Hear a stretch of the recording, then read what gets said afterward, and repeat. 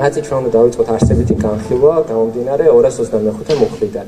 მუხლი, რომელიც გულისხმობს, რომ ძალადობრივი ჯგუფის ორგანიზება მოხდა და ძალადობრივმა ჯგუფმა რაღაცა დააზიანა, რა შედეგიც დადგა, დისპოზიცია, რასაც გვეუბნება.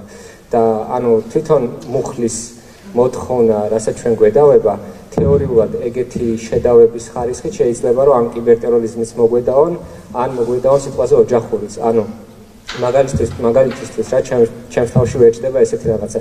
სიტყვაზე შეიძლება ჯგუფის ორგანიზება მოხდეს ისე რომ კი პირები ერთმანეთს არ იცნობდნენ რაღაც კონკრეტულ ადგილას, ვიღაც უცხო ადამიანები ნიღბებით თუნდაც შეიძლება სახელიც ვერ დაინახო, რაღაცა შეიკრიბონ და რაღაცა გადაინაწილონ. მაგრამ რაღაც სახის მტკიცებულება ხომ უნდა არსებობდეს, რომ ერთ კონკრეტულ ადგილას პირები ერთ კონკრეტულ დროს იმყოფებიან, ან ვიდეო მასალა, ან ფოტო მასალა ხომ უნდა არსებობდეს, რომ ეს ადამიანები ერთად მოქმედებდნენ მაინც.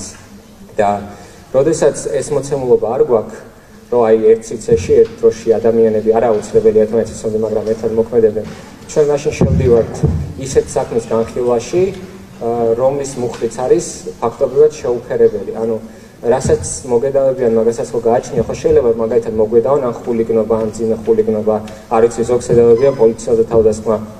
სადაც შეიძლება განხილვა და პროკურატურა შეუძლია ანუ იმის სპეკულირება ან დაცვის გამოყენება, რომ რაღაცას ან ქონდა ადგილი, რაც შეიძლება განვიხილოთ და თუ ჩვენ შემთხვევაში პროკურატურას იმის პრეტენზიაც კი არ აქვს, რომ ერთმანეთს ვიცნობთ, მაშინ ელემენტარული ჩვენი ერთ სივრცეში და ერთ დროში, აი დროსა და სივრცეში ერთდროულად თანაარსებობის მტკიცებულებას თუ არ არის, მე ვერ ხვდები ლოგიკას 225 მუხლის არსების განხილვაში შესვლის. ანუ ახლა სიტყვაზე რომ ავდგეთ და კიბერტერორიზმი რო ავიღოთ, ჩემ ვიდეო მასალაზე მუხლი ხო უბრალოდ შეუფერებელია და ვინ ადგენს ან რა ადგენს იმას, რომ ამ მუხლით უნდა მიმდინარეობდეს პროცესი და საერთოდ რამდენად რელევანტულია უშუალოდ ეს კონკრეტული მუხლი. იმიტომ რომ მოდავება შეიძლება ყველაფერზე, მაგრამ მოდავებასაც ხო გააჩნია რა ხარისხით, ანუ ყველაფრის მტკიცება შეიძლება აბსოლუტურად, მაგრამ თუ მოცემულობა არ არის, თუ დისპოზიციას ვერ ვაკმაყოფილებთ, ხო შეიძლება რომ გადაკვალიფიცირდეს მაინც და უფრო რელევანტური მუხლი მაინც ხდებოდეს შედარება. აი ეს მაინტერესებს 225 მუხლი რა არგუმენტით არის, რომ აი 225-ს გვედავებიან თუ აი ეს კონკრეტული არგუმენტი მაქვს, დროსა და სივრცეში მოცემულობა არ არსებობს ჩვენი თანაარსებობის ერთად ყოფნის. აი ეს იყო არსებითი ჩემი კითხვა და თუ სურვილი გექნებათ რომ პასუხოთ ან პროკურატურას ან თქვენ, მე გმაყოფილი ვიქნები რა პასუხი. არ არსებობს აბსოლუტურად არანაირი საფუძველი იმისა, რომ დღეს ვიმყოფებოდე ბატიმრობაში.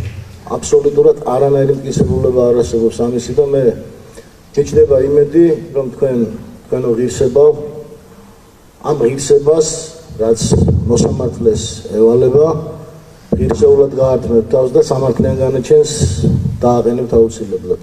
ერთადერთი იმედი მაქვს თქვენი სიმართლის და